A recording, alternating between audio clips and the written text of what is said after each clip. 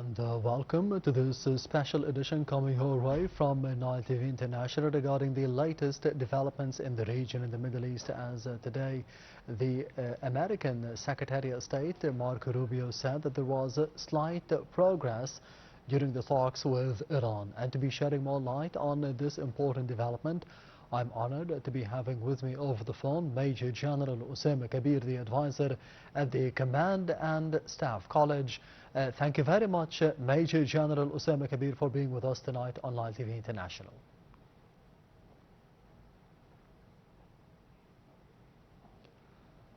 Major General Osama Kabeer.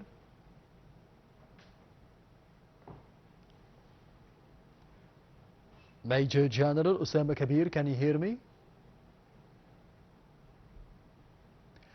Anyway, as I said that today, the American Secretary of State, Marco Rubio, has said that there was slight progress during the talks with Iran. And I think we have Major General Osama Kabeer now on the phone. Good evening, Mr. Ahmed. Yes, now I can hear you. Thank you very much. Anytime. Thank you very much for being with us tonight. The advisor at the Command and Staff College, Major General Osama Kabeer. Today we have seen the statements of the American Secretary of State Marco Rubio stating that there was a slight progress during the talks between the U.S. and Iran. How would you comment on this development? Where are we going now in the Middle East? Yes, true. For that conference being held since yesterday, Thursday, the 20th of May, and today, the 21st of May, Friday, by the foreign ministers of NATO countries. And before that, yes, Marco Rubio have made a declaration and made a speech to the correspondents and media channels within the United States of America. And he spoke that maybe they are trying, here the United States administration trying to get to an approach to end the war with the Iranians. However, he is not so optimistic about that, but it seems now that the U.S. administration is trying to assuage the situation within Iran, as they maybe understand there are no good ending for such going for the military operations with them. So the man spoke about that, and at the same time he spoke about the NATO countries, and he's a little bit disappointed, him as well as Donald Trump, the President of the United States of America, about the NATO expenditures, that not too many countries within the 32 countries of NATO, not all of them actually have raised up the expenditures from 2.5 up to 5% from the GDP. And he spoke specifically about Spain, and that's what's happening. Through this sort of chaos, we can see now if they came up with the conclusions, they are not declaring that up to now. But I would say, let's see what the European Union will do at the Iranian war in the coordination. Major General Osama Kabeer? Yes, do you hear me, sir? I think we're losing you.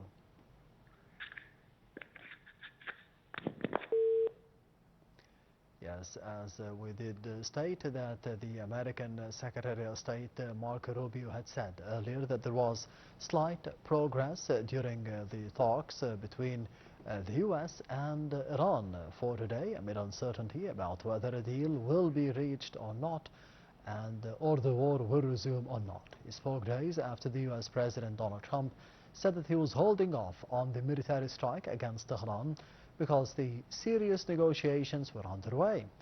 Trump has been threatening for weeks that the ceasefire reached in mid-April could end if Iran does not make a deal. Rubio spoke ahead of the meeting of the NATO foreign ministers in Helsingborg, Sweden, where the military alliance is expected to discuss what role it could be playing in helping police the Strait of Hormuz once the war is over. Meanwhile, the sources said that the Pakistani army chief was traveling to Tehran for the third round of talks with the Iranian leaders this week. I think we'll be reaching once again Major General Osama Kabeer, the advisor at the Command and Staff College. Can you hear me? Major General Osama Kabeer, can you hear me now? Yes, sir. Now I can hear you. Thank you once again for being with us as you were speaking about the statements of the American Secretary of State Marco Rubio stating that there was a slight progress in terms of the negotiations taking place between the U.S. and Iran. On the other hand, the statements of the American president, he stated, the U.S. President Donald Trump, he stated that he was holding off a military strike against Tehran because the serious negotiations were underway. Can this be ushering in a new era of ending the war completely in the Middle East? Does this signal the end of the war? Yes, sir. Again, the statement made by Marco Rubio before he travels to the Sweden, to attend the conference with the NATO countries, it seems that we are having now a good trajectory coming out from the United States of America administrations that they need to end this war peacefully within the negotiations, other than to continue the military operations against the Iranians, because now this is the third postponing of the restriking the Iranian military bases or whatever, the civil installations or the power sources, as they have spoken like too many times before, which gives you the impression that the United States of America is trying to get out of the no way ending for the war unless the military operations, because they are not having any benefits out of that, as they understand. Maybe the Iranians still have some military arm to retaliate on them if they ignite the war again.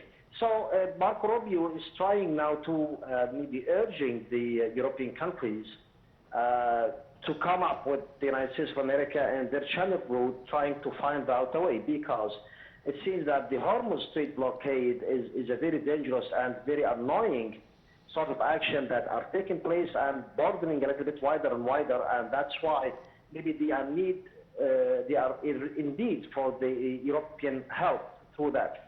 And they are speaking about the Pakistanis as the crystallizing their pivotal role as coming up at the first place as a mediator within these negotiations. As I understand, Asim Munir, the Pakistani army chief, have reached to Tehran today in the trial for finding some ropes to pull all together and put them in one meet and to converge them with the United States of America.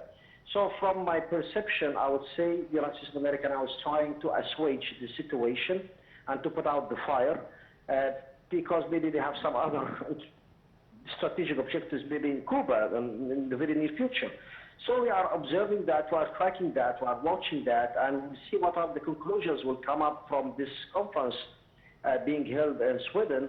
I think it will be ending today, as I understand. Yes, sir. Major General Osama Kabeer, as you mentioned, that there was a meeting that the U.S. Secretary of State Marco Rubio was speaking ahead of participating in, which is the meeting of the NATO foreign ministers. One important statement that I would like to be focusing on was the statement of Marco Rubio that the U.S. is disappointed, that the American President Donald Trump is disappointed with the NATO members, more specifically during the war against Iran, that they have not participated, that they have not supported the U.S. during the war. Do you think that such a stance could be affecting negatively the bilateral relationship between the U.S. and the NATO members in the future? I would say that the multi relationships between the United States of America and the NATO countries are already been affected since the 28th of February 2026. You know why? Because first of all, actually, not all of the NATO's country have raised up their expenditures from 2.5 up to 5% from their GDP. Secondly, is that when Donald Trump asked them maybe from the second week of the 40 days of the war in Iran, and asked them to help through that thing, and they all refused because they said, you just attack them suddenly, we don't know your plans, we don't know your strategic objectives, it seems that we don't have to put ourselves in such a trap that one might not be able to get out pretty much easily from it. And since that date, which is maximum by the mid of last March, he was pretty much disappointed. And Donald Trump is repeating that every time, but sending his foreign minister or prime minister Marco Rubio to Europe, that means that the United States still need the NATO to find out some good resolutions with this situation or catastrophic situation within the Iranian war, because it seems that they don't know how to like continue doing that against the Iranians, and we can see the Iranians are pretty much solid and hard now, even within the negotiations. So Mark Rubio is trying now to pull some of these NATO countries in his hand, and saying that Donald Trump may change his policy by, as he said before, he might pull out the United States of America from the NATO coalition. But it's the world of diplomacy, so I can understand Marco Rubio, but generically and collectively, the U.S. needs the NATO now, and they need their bases, and they need their efforts, and they need their resources to find out whether diplomatically, militarily, or whatever it is, should be trying to find a way to get out of the Iranian war, and that's why we are tracking that, we are observing that. But let's see what will happen, Mr. Ahmed, in the very near couple of days. Yes, one of the main aims, one of the main goals of the NATO meeting for the foreign ministers in Helsingborg in Sweden was to be finding ways for the NATO to be policing or controlling the navigation of the maritime transport and the maritime navigation in the Strait of Hormuz. On the other hand, how do you see the response of Iran? Because they already rebuffed the attempts of the European Union, of France and Germany and Britain and the United States of trying to control the navigation in the Strait of Hormuz. Very good question. The problem is that, you know, when he made his statement before leaving to Europe, Marco Rubio said, if we would accept that Iran will collect benefits, or we like some of these profits out of this Hormuz Strait, and they are trying now to induce Oman with them as being the other coastal country that observes like the western side of the Hormuz Strait. He said maybe other 5, you know, canals or straits also will be doing the same. I think he's meaning here the Malacca and the Claria and maybe Panama Canal as well. Yes, I understand Mark Rubio when he's speaking about that, but they also understand that the Iranians are very stubborn now, and the Iranians would change their narrative, saying it's not a full control, it's money that will be paid in front of, like, we're gonna serve them and secure the strait, and we will provide some logistic, some logistic services, stuff like that. So the Iranians now are also playing with the words, but it's very dangerous because the Hormuz Strait is an international water, and the Iranians, not even the Omanis, can control that. But it seems that the weight here goes to Iran because they are pretty much stubborn within the negotiations, as well as they're still holding blockade on the Hormuz Strait, and I think they still have a heavy arm, speaking about their strategic reserve of the ballistic missiles, and they understand more even that the problem with the president of the U.S., Donald Trump, here is in the interior side now, because it's pretty much propagated and publicated within the last couple of days that Donald Trump is losing his capacity within the American community. And I think 28% now from the Republicans are going against Trump, which is a very dangerous phenomenon, like surging within the last couple of days. So the Iranians, they do understand the major problem and the bad situation that Trump has put himself in it against his own people from the Republicans, and of course you understand that 90% of the Democrats are going against Trump. So they are playing now to extend the duration or period of time, trying to reach to month of October, and to put Trump in the corner, and by that time they might, like, you know what, beat him politically, and trying to find some other strategic alternatives to pop up the service. So yes, the Iranians seems pretty much strong and hard. The United States of America seems like a little bit distracted and confused, and that's why Marco Rubio is in the NATO, is in Sweden today, attending the conference with them. And due to the conclusions, we might be able to address some other good strategic assessment. Yes, sir.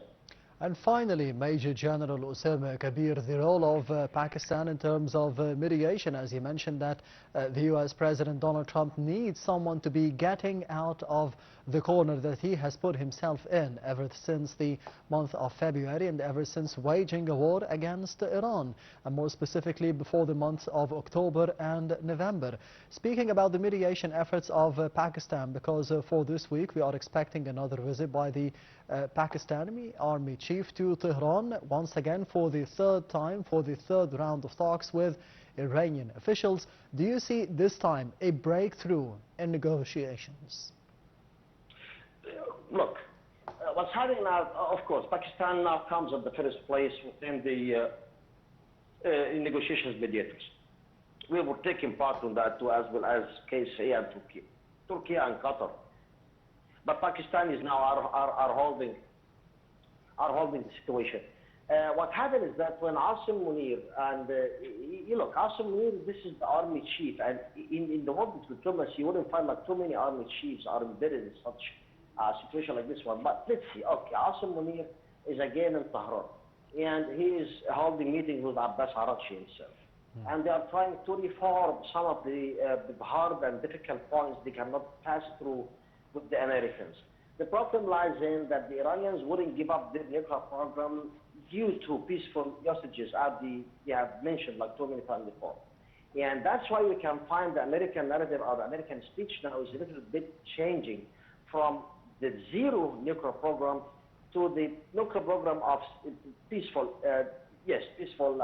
utilization, but they wouldn't give up the 450 kilograms of the enriched uranium that within the Iranians' hand. So I think now Asim Munir in Iran trying to find out a way to speak about the 450 kilograms of this enriched uranium. So it's going on. Marco Rubio is in Europe, Asim Munir is in Tehran, and as I told you, within, not this week, within the upcoming 2 days, some new things, it seems like we are feeling that will happen, so might ending the war in Iran, and let's go back again to Gaza. As you can understand, the media channels now all speaking about Gaza again, which gives you an impression also that the situation in Iran is getting a little bit calm and calm. Yes.